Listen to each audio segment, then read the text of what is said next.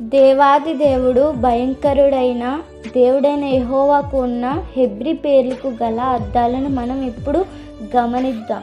యెహోవా ఈరే అనగా యెహోవా చూచుకునివాడు అని అర్థం. యెహోవా షాలోమ్ అనగా యెహోవా సమాధానకర్త అని అర్థం. యెహోవా సమ్మా అనగా యెహోవా ఉండు స్థలము అని అర్థం. యెహోవా నిస్సి అనగా యెహోవా జయమిచ్చు ధ్వజము అని అర్థం. యెహోవా ఇలియస్ అనగా యెహోవా సర్వోన్నతుడైన యెహోవా అని అర్థం.